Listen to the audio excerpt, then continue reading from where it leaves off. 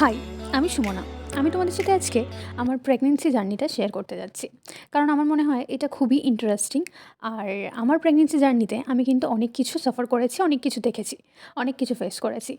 তাই জন্যই ভাবলাম যে তোমাদের সাথে শেয়ার করি।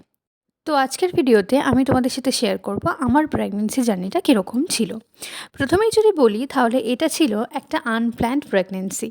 যখন প্রথম জানতে পারি যে কেউ একজন আমার ভিতরে রয়েছে, খুব অবাক হয়েছিলাম এবং একটু অন্যরকমও লেগেছিল ব্যাপারটা। বাট প্রথম দিকে অতটা কিছু বুঝতে পারিনি। তারপর বাড়িতে জানার পরে ফ্যামিলি মেম্বার্সরা তো খুবই খুশি হয়। যদি বলি আমি আর আমার হাসব্যান্ডের কথা, তাহলে তো বলতে হয় আমরা তখনও বিশ্বাস করতে পারছিলাম না। আর বুঝতেও পারছিলাম না যে ব্যাপারটা কী হচ্ছে।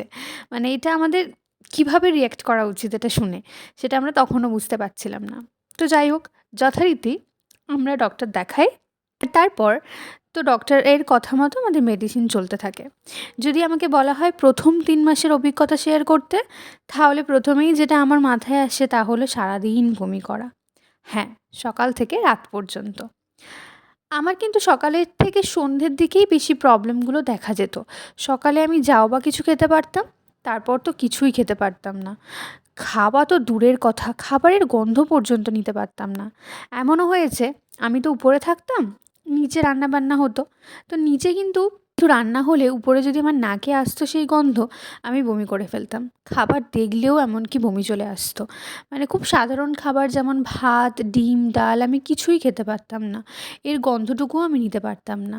খেতে বসে কতবার যে যেতাম বাথরুমে বমি করার জন্য তার কোনো সীমানা নেই। মোটামুটি ৩-৪ বার তো আমাকে যেতে হতোই। বাথরুমে যেতাম, বাথরুম থেকে এসে আবার খেতাম, আবার বমি পেত, আবার যেতাম। এইভাবেই গেছে দিনগুলো। তখন আমার শরীর খুবই দুর্বল হয়ে গিয়েছিল। সারাদিন ঘুমিয়ে থাকতাম, মাথা তুলতেও পারতাম না। সারাদিন খুব দুর্বল লাগতো, সারাদিন মনে হতো যে ঘুমিয়ে থাকি, ঘুমিয়ে থাকি। এত দুর্বল লাগতো। আমার ওই ৩ মাসে ৩ কেজি ওজনও কমে গেছিল। এই তো গেল আমার প্রথম ৩ মাসের কথা। এবার আসি মাঝের ৩ মাসের কথায়। মাঝের ৩ মাসে কিন্তু আমার বমি, বমি ভাবটা হালকা কমে। তবে আমার ৫ মাস পর্যন্ত এই বমি, বমি ভাবটা ছিল। অনেকের ৩ মাস পর্যন্ত থাকে, বাট আমার ৫ মাস পর্যন্ত ছিল। যেহেতু আমার ওজনটা অনেকটা কমে গেছিল, তারপরে আমি আস্তে, আস্তে কী করলাম, জোর করেই খাওয়া শিখলাম। মানে ভাবলাম যে জোর করে খাই, কিছুটা তো যাবে, নাহলে তো আমার ওজনটা এভাবে কমে যাচ্ছে, সেটা তো তখন বাচ্চার জন্য ভালো না। তো আমি আস্তে, আস্তে একটু, একটু করে খাওয়া ধরলাম। তো এছাড়া আমার মাঝের ৩ মাসে মোটামুটি কী, কী প্রবলেম হতো যদি বলতে হয়, তাহলে বলতে পারি আমার ব্যাক পেন তো খুবই হতো। আর আমার বাঁ সাইডের পেটের দিকটা খুব ব্যথা হতো। যার জন্য আমি মাঝখানে ডক্টর দেখিয়েছিলাম। তো ডক্টর বলল এটা নরমাল, এখন হবে, কারণ বাচ্চাটা যেহেতু বাড়ছে সেই কারণে এই পেইনগুলো হয়। তো আমার মাঝের ৩ মাস খুব ভালো কেটেছে। মানে প্রথম ৩ মাসের তুলনায় যথেষ্ট ভালো কেটেছে। খুব একটা প্রবলেম হয়নি। ব্যাক পেইনটা হতো রাতের বেলা, আমি ঘুমোতে পারতাম না। প্রথম, প্রথম খুব কষ্ট হতো। বাট ডাক্তারকে দেখানোর পরে ডাক্তার বলেছিলেন, "যদি তুমি খুব সহ্য না করতে পারো, তখন তুমি ওষুধ খেও। তার আগে পর্যন্ত সহ্য করতে পারলে ওষুধ খেও না।" তো প্রথম দিকে আমার একটুখানি বেশি কষ্ট হলেও তারপরে আমি ব্যথার সাথে মানিয়ে নিয়েছিলাম।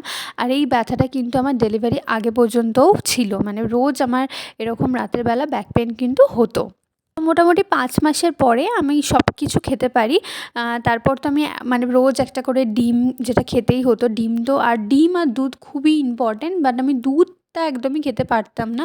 আমি ডেলিভারির আগে পর্যন্ত দুধটা খেতে পারিনি, দুধের গন্ধ আমি নিতে পারতাম না, বাট ডিমটা আমি খেতে পারতাম। তো ৫ মাস পরে আমি ঠিক ঠাকভাবেই সব কিছু খেতে পারছিলাম।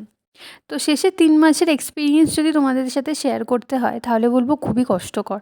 মানে প্রথম ৩ মাস তো আমি কিছু খেতে পারিনি, ওটার একটা কষ্ট ছিলই। তারপরে ৩ মাস আমার মোটামুটি স্মুথ গেছে।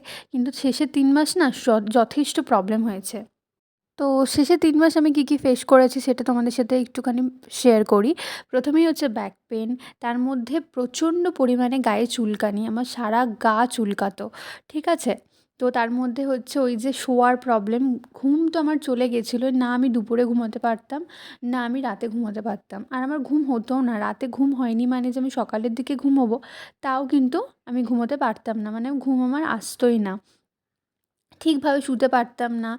আর বেবি তো প্রচণ্ড পরিমাণে লাথি মারতো। মানে এত লাগতো, আমি ঘুমোতেই পারতাম না ঠিকমতো। তো ঘুমও হতো না, তার মধ্যে ব্যাক পেন প্রচণ্ড পরিমাণে, ওই যে শিরদাঁড়া প্রচণ্ড পরিমাণে যন্ত্রণা করতো, প্রচণ্ড পরিমাণে রোজ। এমনকি আমার দিনের বেলাতেও এটা হতো, মানে সকালে উঠতাম এরকম হতো, আবার যদি একটু রেস্ট নিতাম তখন কমে যেত, আবার হতো। তো এই পেনটা আমি প্রচণ্ড পরিমাণে সহ্য করেছি। তার মধ্যে পা ফুলে যাওয়া, পায়ে টান ধরা, টয়লেটের প্রবলেম তো রয়েইছে, সারারাত টয়লেট যাওয়া, সব কিছু হয়েছে। এত প্রবলেম হয়েছে বলার মতো না। বাট প্রথম দিকে একটু কষ্ট হলেও তারপরে আস্তে, আস্তে সব কিছুর সাথে মানিয়ে নিয়েছি। তারপর আস্তে, আস্তে ব্যথাগুলোই যেন কীরকম একটা নিজের সাথে জড়িয়ে গেছে, আর মনে হয়েছে ঠিক আছে। মানে লাইফটা তখন আস্তে, আস্তে ইজি হয়ে গেছে ব্যথাগুলোর সাথেই। আর একটা জিনিস আমি খুব খেয়াল করতাম, সন্ধে হলেই আমার পেটটা প্রচুর পরিমাণে ভারী হয়ে যেত, আর আমার না পুরো পেটটা টাইট হয়ে যেত। মানে এত কষ্ট হতো প্রথম, প্রথম যখন বুঝতে পারতাম না, খুব টেনশন লাগতো যে কী হলো, কী হলো? তারপরে পরে ওই সন্ধ্যের দিকেই আমার ওইটা হতো। ওটা কিন্তু আমার সকালে হতো না। আর আমার কিন্তু একদম প্রথম থেকে আমার কিন্তু যত সিম্পটমস বেশি কিন্তু সন্ধ্যে থেকেই শুরু হতো। দুপুর পর্যন্ত আমি খুব ভালো থাকতাম। তারপর থেকে কিন্তু আমার যত প্রবলেম বেশি হতো, মানে সকালের দিকেও দেখতাম, বাট সন্ধ্যের পরে খুবই কষ্ট হতো, খুবই কষ্ট হতো।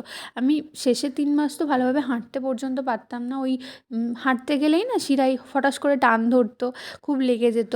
তো এখন যে আমি ভিডিওটা করছি, এটা হচ্ছে আমার ডেলিভারির ঠিক 2 দিন আগে আমি এই ভিডিওটা করেছি, আর এটা তোমাদের সাথে শেয়ার করছি। মানে ভাবতে অবাক লাগে আগের দিনগুলো কীরকম গেছে। বাট এখনও প্রবলেমটা রয়েছে, বাট এখন এটা বেশি আনন্দ যে আর 2 দিন পরে আমি আমার বেবিকে দেখতে পাবো। এখন বলতে পারো সব কষ্টগুলো ভুলেই গেছি। দেখো, ফিজিক্যালি কিন্তু আমার খুব কষ্ট হয়েছে, এটা বলতেই হবে। বাট মেন্টালি কিন্তু আমার পাশে সবাই ছিল। আমাকে সবাই খুব হেল্প করেছে, আমার বাড়ির লোকেরা। আমার শ্বশুর, শাশুড়ি মা, আমার বর প্রচুর পরিমাণে আমাকে হেল্প করেছে। তো হয়তো অনেকটা কষ্ট আমার এখানেই কমে গেছে এই কারণেই। কারণ আমার পরিবারের লোক আমার সাথে ছিল। এই কারণেই এত কষ্ট পাওয়ার পরেও আমার প্রেগনেন্সি জার্নিটা আমি বলব খুব সুন্দর গেছে। সবাই আমার পাশে ছিল। আর বাড়ির লোকেরা পাশে থাকলে বোধহয় সত্যিই জার্নিগুলো খুব সুন্দর হয়। তো আর মাত্র 2 দিন পরে আমার ডেলিভারি। আমি খুব এক্সাইটেড, আমার খুব ভালো লাগছে। জানি এটা প্রত্যেকটা মেয়ের কাছে খুব, খুব একটা স্পেশাল দিন।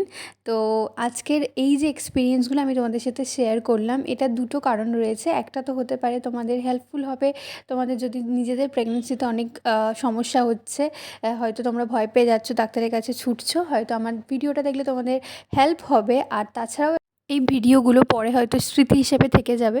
তো যাই হোক, আজকের ভিডিও এতটুকুই। আমি তোমাদের সাথে শেয়ার করলাম আমার পুরো প্রেগনেন্সি জার্নিটা, আমার কীরকম কী গেছে না গেছে। আশা করি তোমাদের ভালো লাগবে। তো সবার নিজেদের, নিজেদের প্রেগনেন্সি জার্নি অবশ্যই আলাদা। আমি তো শুনেছি অনেকের কিছুই হয় না, মানে 9 মাস পর্যন্তই পুরো ভালোভাবে কাজ করতে পারে। আবার অনেকের অনেক কিছু হয়, যেমন আমার এত কিছু হয়েছে। তো তোমরা যদি চাও তোমাদের নিজেদের এক্সপিরিয়েন্স শেয়ার করতে, অবশ্যই আমার সাথে এক্সপিরিয়েন্স তোমাদের শেয়ার করতে পারো, আমাকে কমেন্ট করতে পারো, বা তোমাদের যদি ভিডিও দেখে কোনো প্রশ্ন আসে মনে, আমাকে জিজ্ঞেস করার হয়, তাহলেও তোমরা কমেন্টে জানাতে পারো। আমি অবশ্যই সবাইকে রিপ্লাই করব। আমি সবার যদি কোনো কোয়েশ্চেন থাকে সেটার উত্তর দেওয়ার চেষ্টা করব অবশ্যই। তো আজকের ভিডিও এতটুকুই। যদি তোমাদের ভিডিও ভালো লাগে তাহলে লাইক করো, শেয়ার করো, সাবস্ক্রাইব করে আমার পাশে থাকো। তো চলো আজকের মতো বাই বাই।